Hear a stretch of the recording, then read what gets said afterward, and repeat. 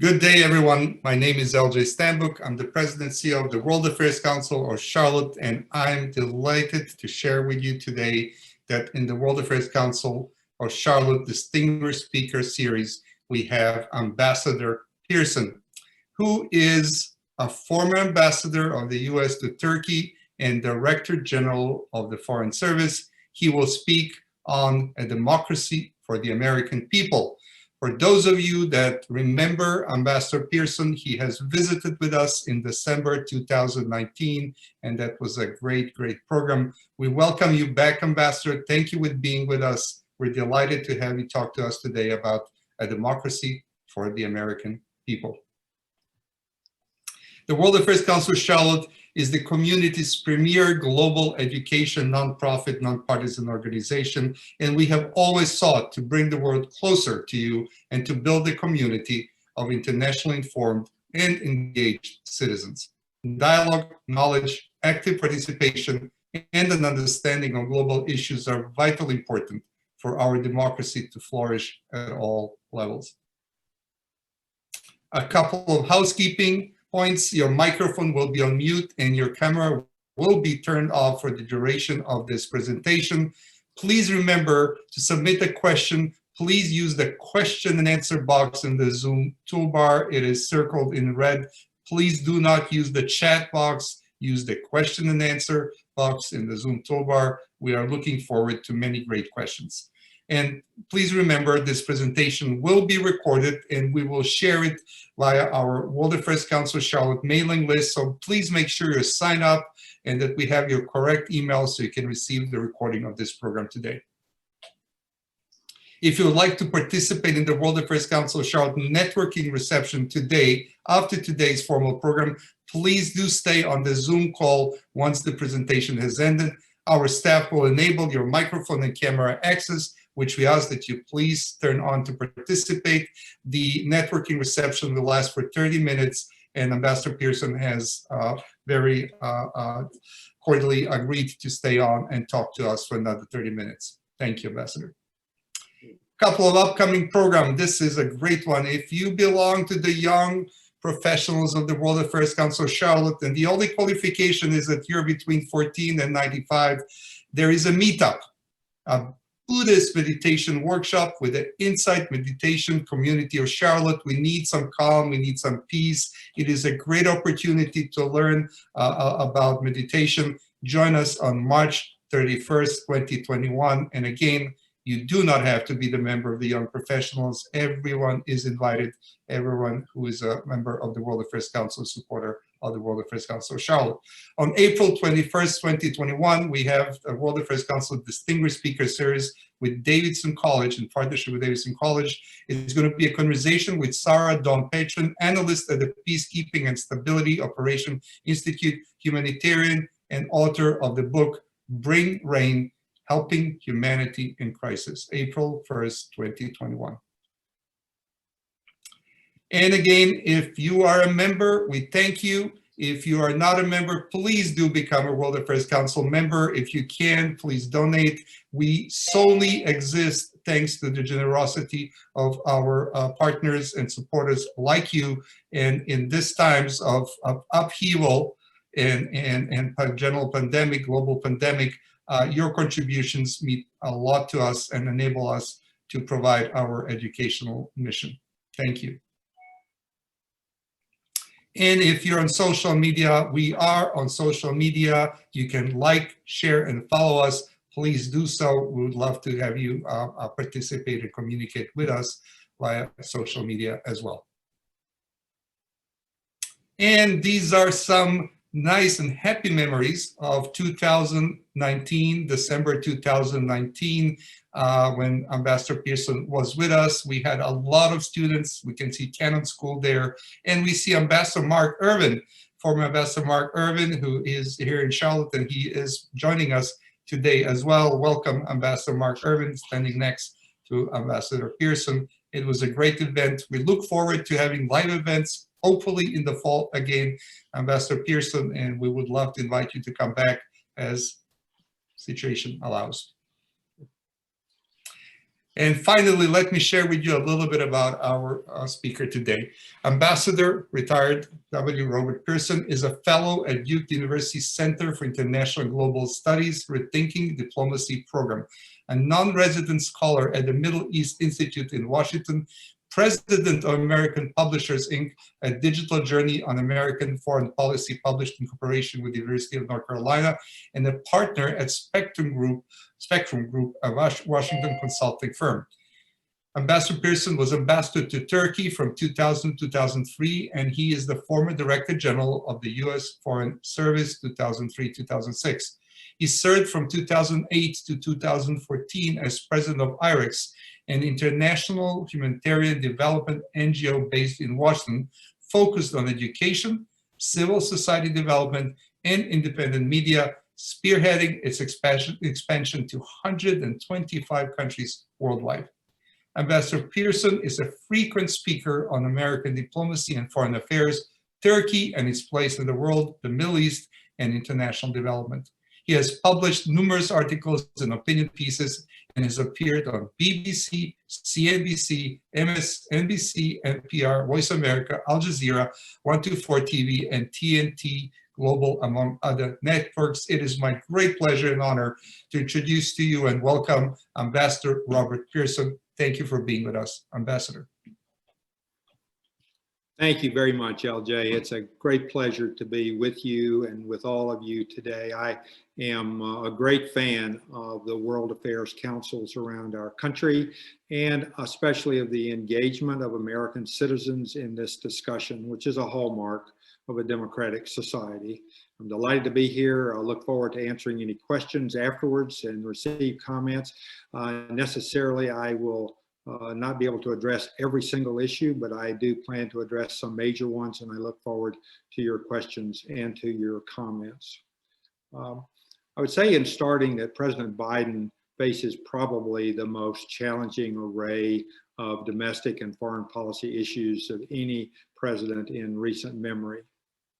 He has to rebuild America, restore confidence of Americans in ourselves, try to bring about a workable relationship with the Republican Party, build respect with both our allies and our adversaries, and then, of course, he has to do the things he said that he could do. On foreign affairs, here's what he said last month. He said, "We are ready to take up the mantle of global leadership yet again. America is back. Diplomacy is back at the center of our foreign policy." I would say that in foreign affairs, in fact, his approach really consists of four different aspects that are new compared to those of President Trump's. First, he is emphasizing diplomacy over military force or over America acting alone. Second, he is merging foreign policy and domestic policy in the most clearly defined new change in America's international affairs. That is to say that what he does overseas, he wants to be of benefit to the American people here at home, and clearly so. Thirdly, he is facing two major challenges simultaneously. He has to rebuild our alliances, and he has to make progress on major issues while balancing competition, and I would call it practical cooperation with Russia and with China. And fourth, he is making American values a major component of American foreign policy again. Of course, he still has to succeed at home first. He has to win the battle against COVID. In fact, of course, we all do. He has to put our people back to work. He has to rebuild our infrastructure, if at all possible. He has to manage immigration. And all of these issues will be litmus tests for the American people. Now, the task is not actually impossible. Recent polls show that the American Rescue Package, which just passed in the Congress, the $1.9 trillion package, actually is supported by 70% of the American people, including 59% of registered Republicans. And then next is the economy. The Federal Reserve, as we all know, is keeping interest rates at a zero level through 22 at least, and believes that our growth will be enough to absorb the inflationary pressures that may appear.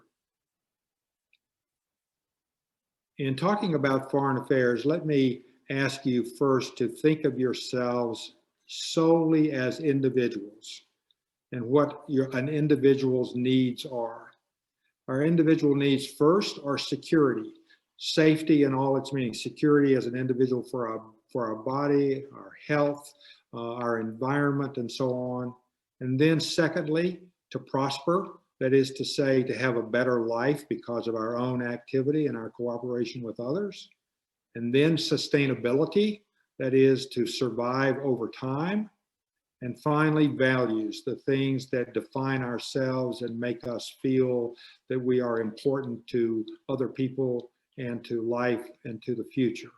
And all of these realities about ourselves as individuals are also the realities that we deal with in foreign policy. Would you put up, Jesse, please, the first slide? So here you see a picture of a cartoon, actually, that I have hanging on my wall in my office. You see on the left-hand side, two groups of people who are determined to destroy each other by their version of military force. And on the middle right is a guy arriving in a cloud of dust, and underneath it says, "Here comes the ambassador." So ordinarily, many people have thought of diplomacy as the thing that happens at the end to solve a problem or keep something from happening. But in fact, it is an ever-present reality in our life. In American culture, we have emphasized in our history the role of the military, the frontier experience, the fact that wars won our independence, they expanded our territory, they saved our nation, they defeated imperialism and fascism and communism, three great global struggles in the 20th century. But I remind you that the Cold War was ended without a shot being fired. And 99% of all the things we do are solved by discussion. We have, I know people sometimes think of diplomacy as being a rarefied form of sport like polo, where no one really understands the rules, but elites practice it. But actually negotiations are a part of our daily lives. They're a part of your daily lives. And so I want to talk about that in our terms today, because what happens from now on and forever, I would say, will have an influence on your lives and an influence on the lives of your children, your grandchildren, and your great-grandchildren. But would you please put up the second slide now?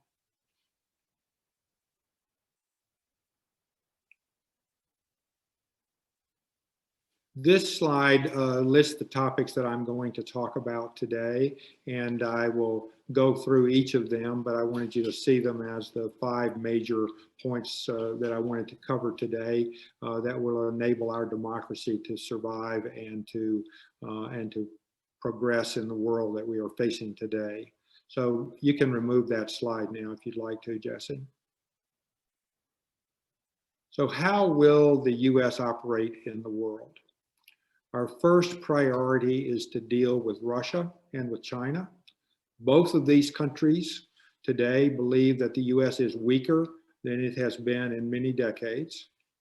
Russia believes that it has strengthened its influence within NATO through Turkey, which has cooperated with it on major issues, including defense armaments.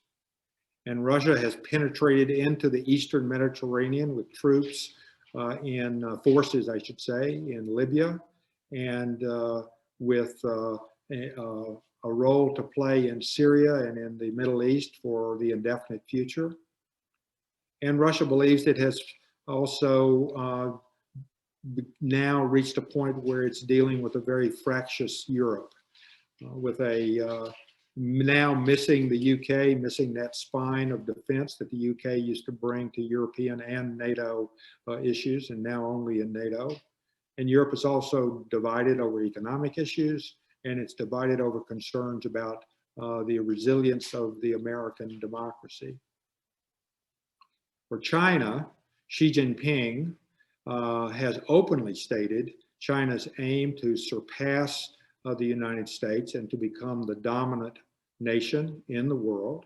And China has just issued a new 5-year economic plan which reflects that goal and which exhibits the Chinese confidence in Xi Jinping's statements.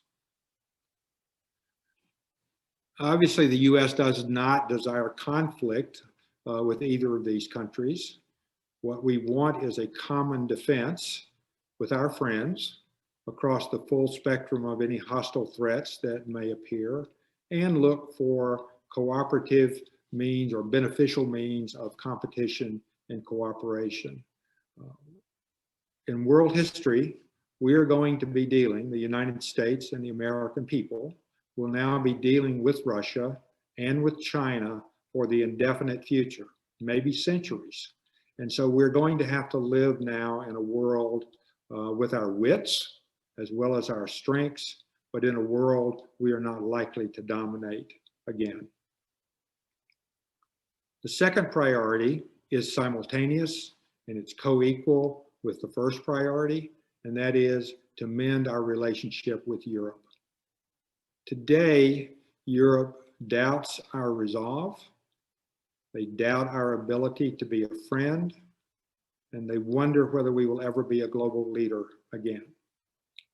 The European Union just signed an investment deal with China that will give China important advantages in the European market, and they did so despite repeated requests from President Biden in his early days as president that they hold off that deal until they had a chance to talk to the United States about it.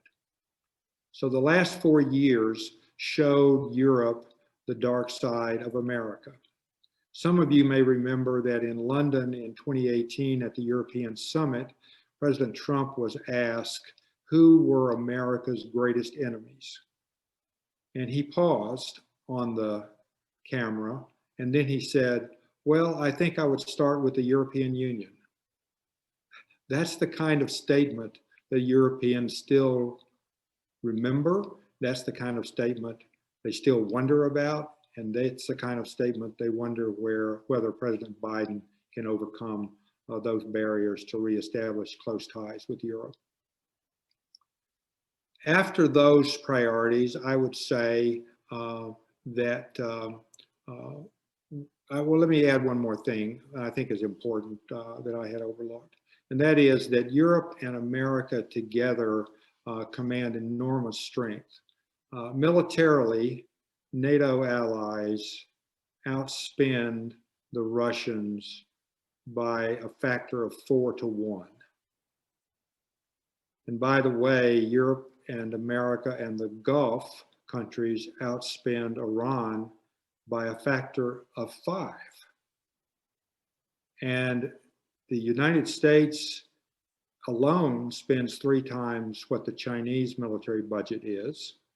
And with our friends and allies in Southeast Asia, Japan, Taiwan, Vietnam, Indonesia, India, Malaysia, Australia, we have a military spending budget that is far larger than what the Chinese are spending. Let me go to my next priority, which is after we've talked about Russia and China, after we've talked about the importance of mending fences with Europe, our priority is those regional states that have nuclear weapons or which could acquire nuclear weapons. And that means North Korea, and that means Iran. The approach here is not unlike the approach elsewhere, and that is to be very clear about reacting to threats and very firm in our response to threats, but also to let these countries know that there are far better alternatives for them economically and politically to the present confrontation. With Iran, I know the American people don't want a war with Iran. That happens to be a fact. We've had 3 wars in the region that have not proven to produce political successes. But with Iran, without offering any alternative to force and compulsion, we will simply make the leadership in Tehran even more extremist. And that's what's happened over the last 4 years. Step by step, Tehran has moved away from the nuclear deal that was signed in July 2015. And just a week ago, in the New York Times, there was a quote from the Iranian president who said, coming out of a cabinet meeting, quote, "We are ready to implement the deal fully in return for full acceptance on the other side and partially in return for partial acceptance. We are ready to return to our full commitments for their full return or part of our commitments for their partial return." So we have perhaps, it hasn't even started yet, but we're working to see if we can start negotiations, but we have a possibility here of working together with Europe and other countries on Iran. And I think it's interesting that both Russia and China have supported the commencement of new negotiations. And why is that? Russia doesn't want a war on its southern border. And China doesn't want a break in the oil supplies that it requires for its economy. So maybe we'll make some progress there.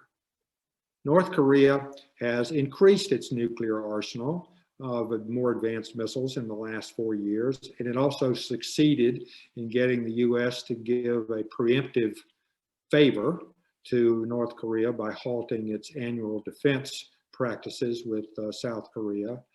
I don't think, given the latest comments from North Korea, that we can expect any kind of concessions from them. We know what their policy is on nuclear arms, which is that the Americans have to leave South Korea and they have to take the nuclear weapons with them.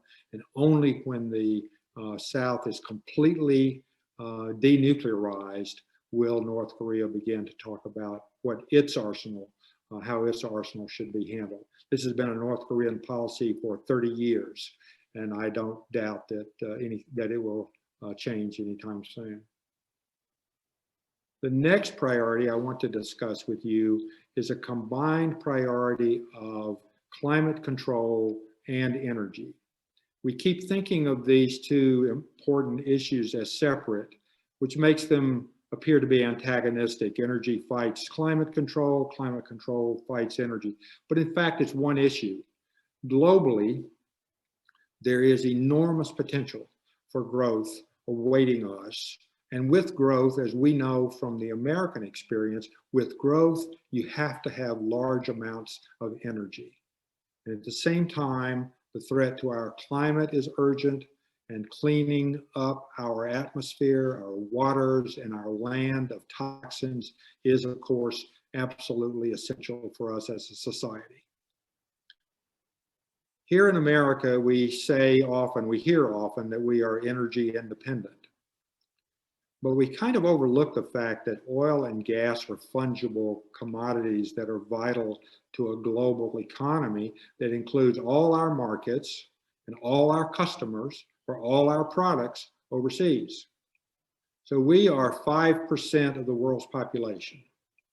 95% of our global customers don't live in this country. The trade value alone of the economies in Asia that depend upon the oil from the Middle East far outweighs the value of any oil or gas that is available to the United States. Asia is the most rapidly growing region in the world today. One day it's going to be Africa. And so for decades to come, we will not have global economic growth without access to resources. President Biden has talked about the transitioning from fossil fuels to cleaner energy, and there's absolutely nothing wrong with that principle, and that transition will take place. The world transitioned from coal to oil 100 years ago. And yet it took a long time, if you'll remember, for those coal mines in Great Britain to be closed. And they were a big part of Maggie Thatcher's government's efforts to move the economy beyond that resource to a new resource. So this transitional period is going to last a long time. It's going to be a balancing act between the energy required for growth and the cleaning up of our environment. And it will be essential that the United States be a part of it. And it will be essential, to me at least, that the United States lead that transition in its discussions. Then I mentioned values in the list. This is one of the new things that the Biden administration is introducing to the world and to re-emphasize for the American people. Our values: democracy, human rights, and the rule of law. If we were to combine Thomas Jefferson's unalienable rights to life and liberty and the pursuit of happiness with Abraham Lincoln's invocation of the people, by the people, and for the people at Gettysburg, we would have the most revolutionary manifesto in human political history. I have never talked to anyone at the level of ordinary citizen anywhere in the world who did not understand what those words meant. And of course, the leaders don't like it, but that's what a democracy is about, isn't it? It's about the people controlling the government and not the other way around. Last week, I'll give you a recent example. The Myanmar, the Burmese ambassador to the UN, was being interviewed. He had refused to step down because the junta in Myanmar had demanded that he give up his post. He refused to stand down, and he still speaks up for the democratic movement in Myanmar today. And he was asked, well, what is it that you want? What do the people of Myanmar want? He said, we want government of the people, by the people, and for the people. He said, that's all we want. So those values are timeless. Those values are universal. And frankly, those values are supported by every common man and woman in the world today if they only had a chance to do something about it. Now, I know we have deep divisions in our country. We all know that. One of the things about that reality, though, is that both sides of this great political divide we're having to endure is that both sides think that this country can be better. And both sides believe that America deserves to be better. So as I close, let me share a quote with you. This is not someone we've heard of before, but it's an interesting quote.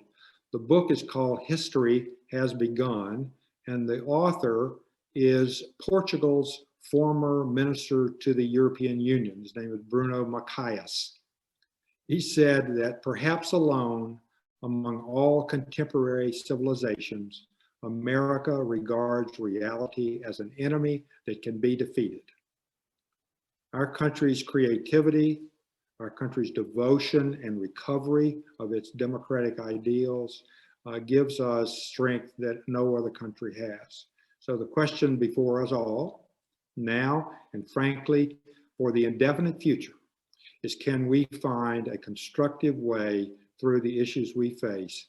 Can we win by our wits and our creativity and not merely our dominance? So thank you very much. And I'm looking forward to your comments and questions, and enjoyed very much having a chance to be with you today.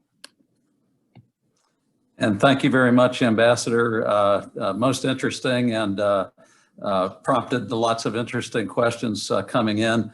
And I'm sure you can weave some of the outline that you just went through into some of these questions. A good number of them are with respect to Turkey, a place with which you have great familiarity, having been ambassador there from 2000 to 2003, and I'm confident have been keeping track of Turkey since. But just if I could maybe frame some of these questions, and they're coming in from Sam and from Joan Rice and David Sweet.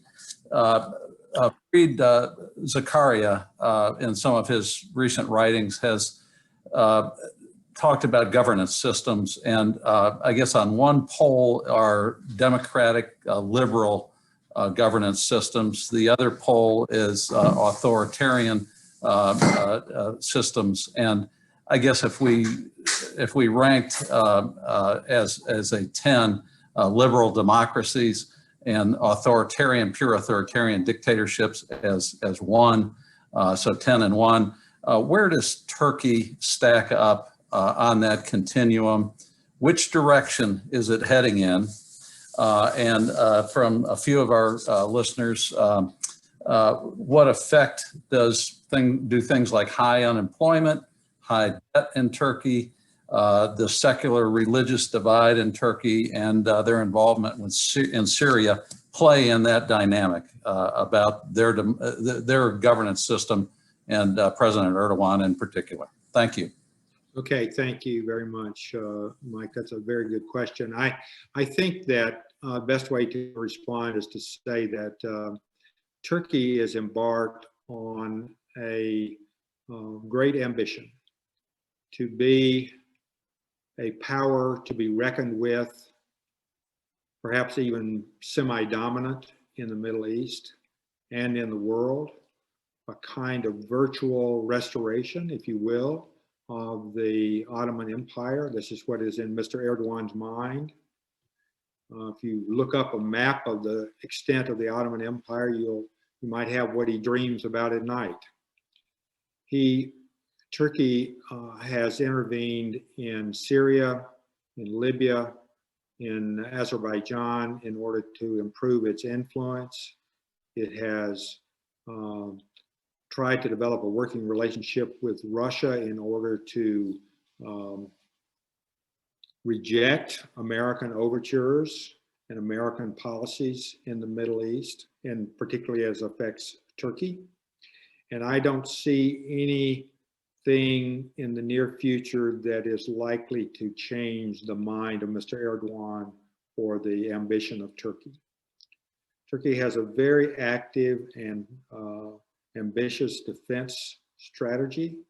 It already builds wonderful, excellent drones. It builds warships. It builds submarines. It just bought 5 new submarines from Germany that would give Turkey a strategic reach.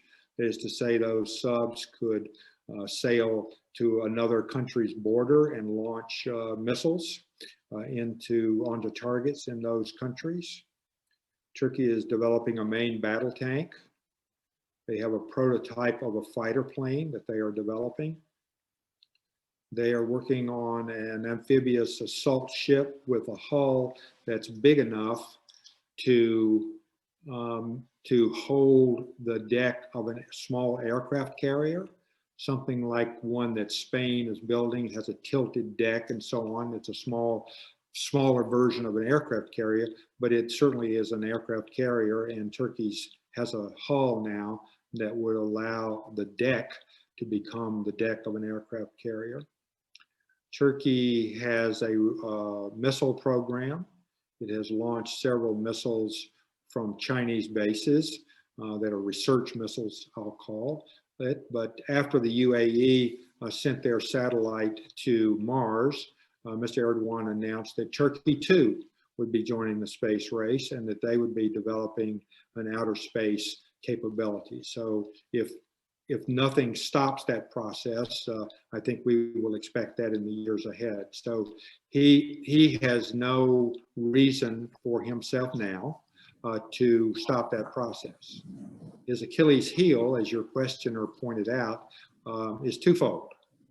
And that is, one is the people of Turkey, even people who support him, are unhappy with his rule as a single ruler in Turkey, the so-called presidential system, which places all power in his hands. They're not happy with that.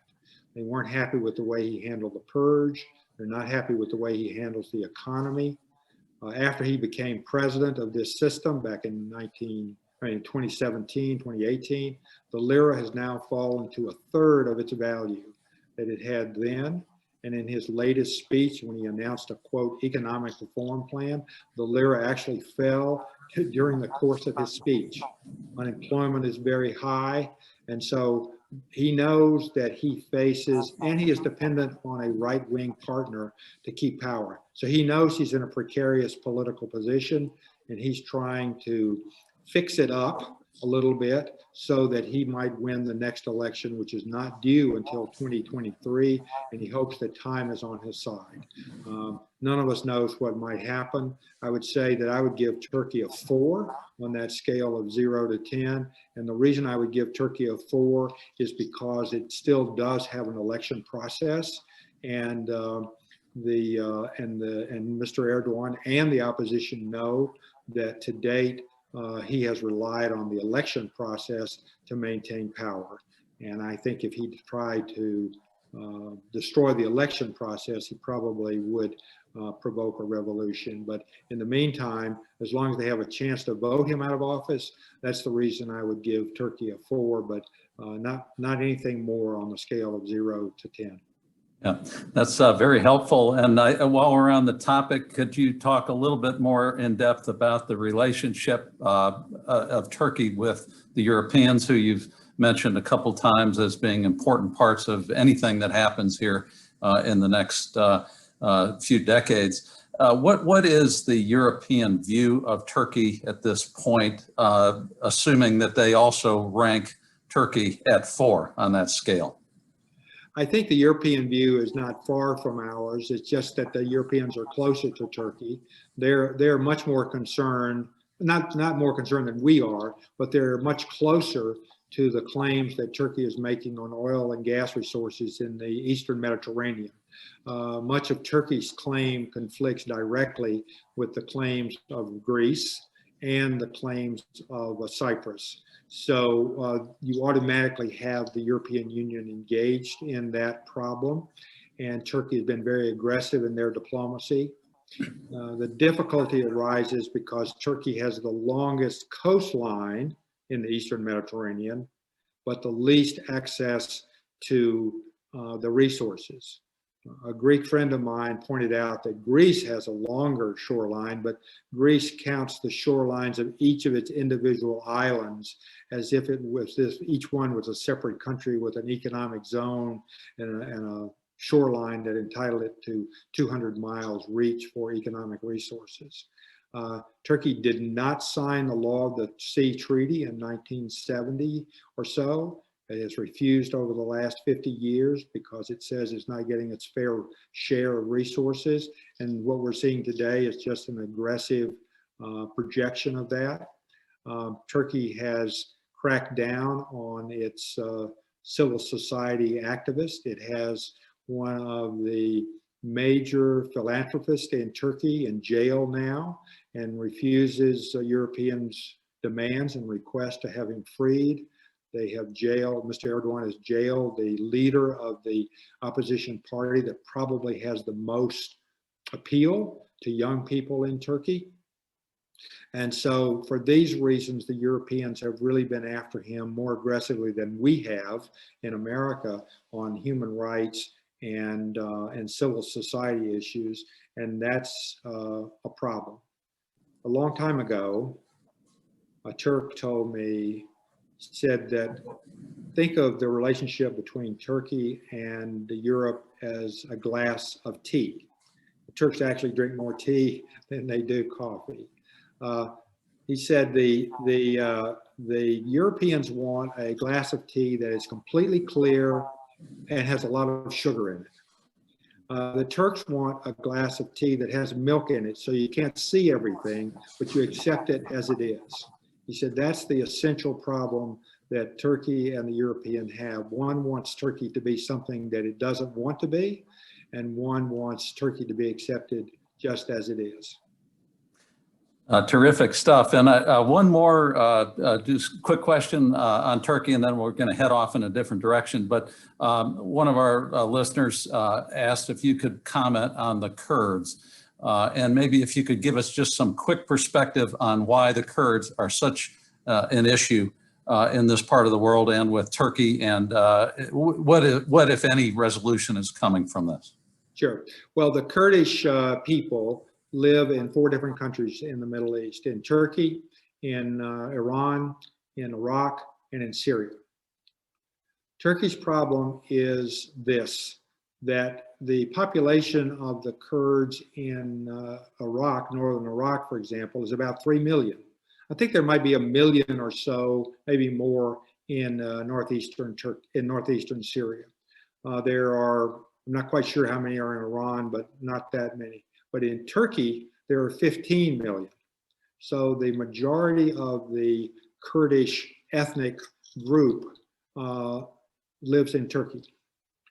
And Turks are afraid that any kind of empowerment of the Kurds will lead to a Kurdish demand for territory in Turkey and to recognition as an independent country. The truth is that the Kurds, as an independent country, would be in a terrible place. They would be completely landlocked. Every flight out of the country, every rail delivery out of the country, every truck delivery out of the country, every person traveling on land anywhere out of the country would do so only at the sufferance of the countries that surround that area, and none of them is interested in Kurdish independence. The Americans asked the Kurds to help them in Iraq, in Syria, in 2013, when ISIS began to explode as a terrorist extremist force in Syria. And the Kurds stepped forward and did it. And in one famous battle, the ISIS forces were trying to take a town on the border with Turkey, and the town was which could be viewed from Turkish hillsides. I saw pictures of Turkish tanks overlooking the battle of the town. And it was going to be taken by ISIS. It would have been a tremendous victory for the extremists. And the United States and allied countries joined that fight with air power and prevented the ISIS from winning, and the Kurds won the battle.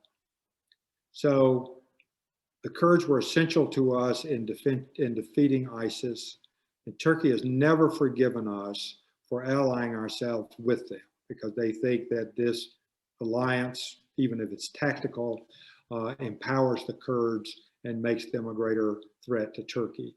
And so much of Mr. Erdogan's policy in Syria is to build a corridor free of Kurds from the Iranian border to the Mediterranean Sea. And that is one of his ambitions, and he hopes that somehow cooperation with Russia will allow that. I seriously doubt it, but that's what he does, and he uses the Kurds as an issue to galvanize his very nationalist supporters to stay in power. Terrific. And so we're going to take a sharp departure from these heady topics to talk a little bit about the diplomatic corps, if you don't mind. And when you appeared back in September of last year to talk to the young professionals of the World Affairs Council, the election had not occurred. And I think my general impression was the jury was out at that point as to what type of career that might be for younger folks looking to get involved in international affairs and diplomacy. And I guess the question for you today is, what is the current status of your thinking on that? I've actually heard some people say that this may be the best time of all to try to find positions in the diplomatic corps.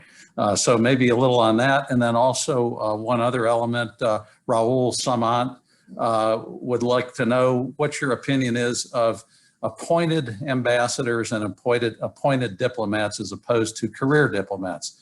How do you evaluate those two types of service providers?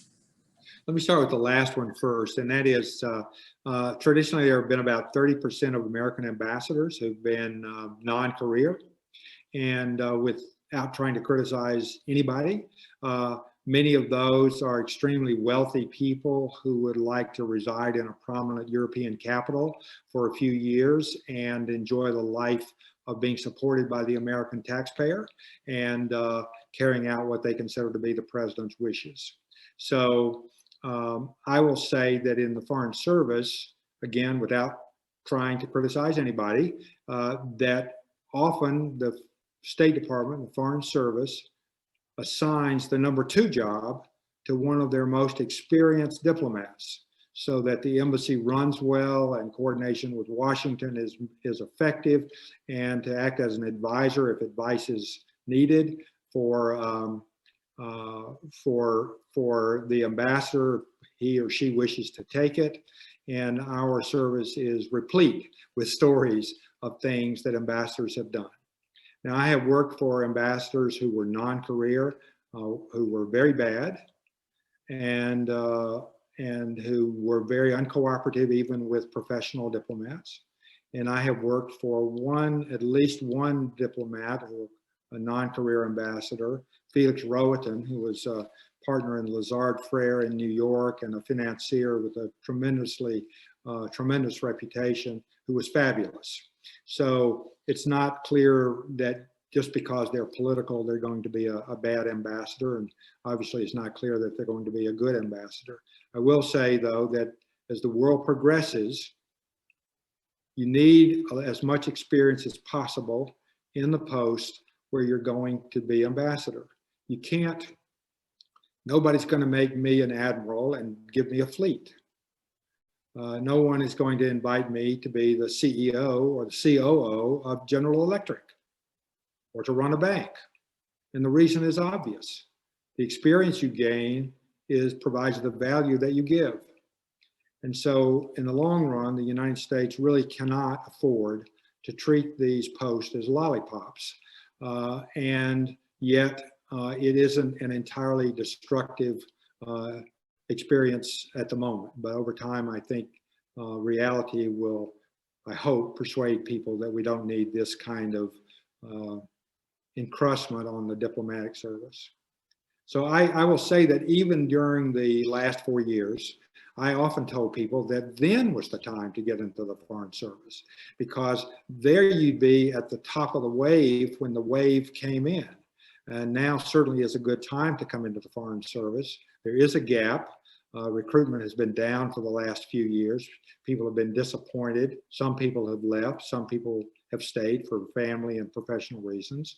But now I think that I hope the Congress will give us funding for the additional positions that we need, and it will be a big boost for our diplomats. And then President Biden and Secretary of State Blinken have gone out of their way to select professional diplomats for important jobs and give them important work to do, and they've responded. One of the best secretaries I ever worked for was George Shultz. George Shultz reached out to the diplomatic corps, and he even had meetings every Saturday morning with diplomats to talk over problems, and he made great use of them. The diplomatic service is always ready to be loyal to the president. It depends on whether the person in the White House is interested in knowing what they have to offer or not.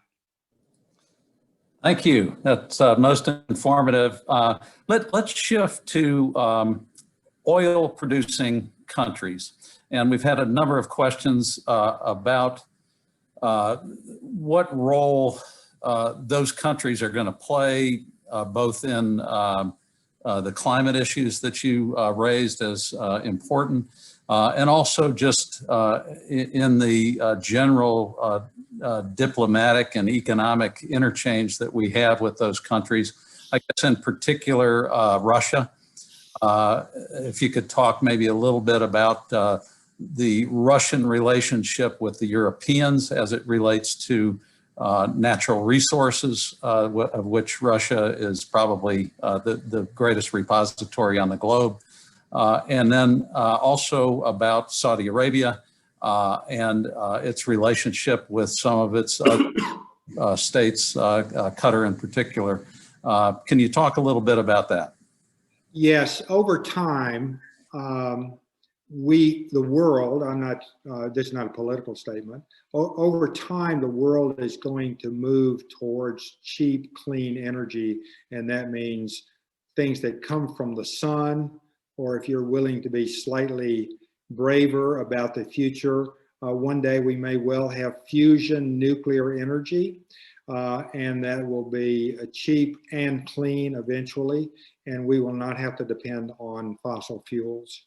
And I will add one more comment in that regard, and that is that think about all of the difficulties that exist in the world today because a country's energy requirements and needs have to draw on energy resources that are outside its boundaries. And there are any number of those that exist today. And if we were in a world in which a country's energy resources were within its national boundaries, a lot of the tensions that are present in the world today wouldn't be there. The countries in the lower Middle East know that over time the world will be less dependent on their fuels. And most of them, if not all of them, have established national plans and sovereign funds to put their money in other areas so that they are not doubling down on fossil fuels as they tend to leave the stage. And so geopolitically, those countries will be less important 50 years from now than they are today, but they may still be important 50 years from now. Russia's earnings in foreign exchange depend greatly on the oil and energy exports. Most of them gas going to Europe. Just think about, have you ever been in Gap or J. Crew or any department store and look at where the clothing was made? You checked for a gift for one of your loved ones. Did you ever see anything that said made in Russia? No, you never did. Doesn't exist. So the Russians don't compete in the markets the way the rest of the world does. In fact, Russia's economy is half the size of California's. It's 2/3 the size of that of Texas. So the Russians, because of their devotion to control from the top and management of people through bureaucratic controls and industry and an oligarchic and corrupt environment, cannot compete on the world market with world products. So as the energy resource lessens, the need for it lessens, so will earnings for Russia lessen. Of course, none of us can say what might happen. Will the Russians do the same thing the southern Middle East countries are doing and try to shift to a more competitive? Will they actually try to build a car that will sell in Europe? Will they try to manufacture fabrics that will sell on the world market? Will they get into technology and digital equipment that will sell in the world? I don't know. But I do know that they, like the other countries that are heavily dependent on fossil fuels, they will gradually lose the earnings that they are now enjoying. Well, that's terrific. And I know we're going to adjourn here in a couple of minutes to go to the reception afterwards. But let me, again, thank you very much for spending time with us. I'm going to turn it over to Wayne Cooper. But before I do, Wayne, you can come on the screen anytime you're ready. There he is, the honorary consul to Mexico for North Carolina. I did want to say a special hello to Frank Kiker, who is on this call today and is a terrific, longstanding supporter of the World Affairs Council. And Frank, if you can hear this, I'm sure you can. We look forward to seeing you in person very soon. And with that, over to you, Wayne. Thanks, Thank Mike. you very much. And I echo the welcome to Frank. Well, thank you, Mr. Ambassador, very, very much for that great presentation. I still got great memories of when we had you in 2019. You gave a great presentation again, and our audience stood and gave a standing ovation. And that's very rare in our organization. But I was listening, as I was listening to your presentation, I thought, gosh, how I'd love for the students, more of our students around the country to be able to hear that. Well, and actually our politicians to hear what you had to say. Well, we thank everybody for participating today. And as LJ said at the beginning, if you're not a member, you need to become one. And if you are a member, please think about increasing your level of membership. You know, this is the funds that runs the organization and allows LJ and the staff to bring you these great presentations. But before I turn it back over to LJ, I want to give a special thank you to Charlotte, Jesse, Noah, for all the hard work that you all do behind the scenes. You know, these things just don't happen.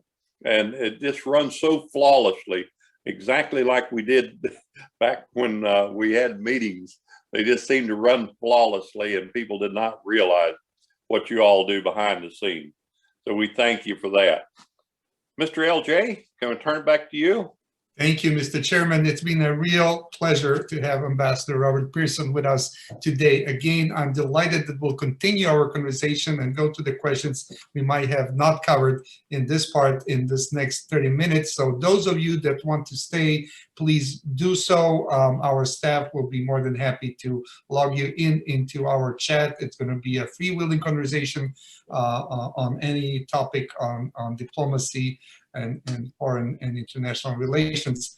It is a unique opportunity to get insight from a diplomat with so much experience and knowledge of the world as we have in Ambassador Pearson, who, by the way, lives in North Carolina, not yet in Charlotte, but close by, up in Raleigh. So we're delighted that you have decided to be a part of our great state. I would also like to add, as we're thanking people, the board of directors of the World Affairs Council, we have a good number of them with us today.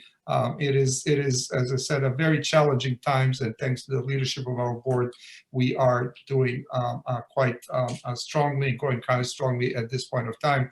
And you have witnessed, we had about 8 programs in the last month and a half, and we will continue to bring very important programs and topics to you, so we all learn more about what's happening around the world and how does it impact us here as a nation, as a state, and locally in Charlotte. Having said that, Mr. Ambassador, we have 2 more minutes. If you have a closing thought, I would like to turn it back to you. And thanks again to all of you who have participated today. We look forward to seeing you in the future as well. Mr. Ambassador. Thank you, LJ. I really would end where I started, and that is that we don't appreciate, unless we've lived overseas or experienced overseas, sometimes the value of what a democratic society means. And the Freedom House, which is an NGO that measures the degree of democratic freedom in the world, reports that over the last 12 or 15 years, the strength of democracy has lessened in the world. And I think that it's possible to understand that. The problems we face cry for control. Control comes from somebody who announces that they have the answers, and they'll do it this way, do it my way, believe in me. And so that's very seductive in the beginning, but in the end, it's very destructive. So part of my plea and part of my role and part of your responsibility is to remember that there isn't anything better in the long run than us collectively to make decisions for ourselves, to treat our fellow men and women as equals in every respect, and to build a kind of society that our grandchildren will be proud of. So that's my last comment, and I thank you very much. It's a very profound comment, and thank you for making that. We are now officially adjourned. It's exactly 3 p.m. Those of you that are staying for our conversation, VIP conversation after, please stay on. The rest, thank you for being with us. We'll see you again very soon.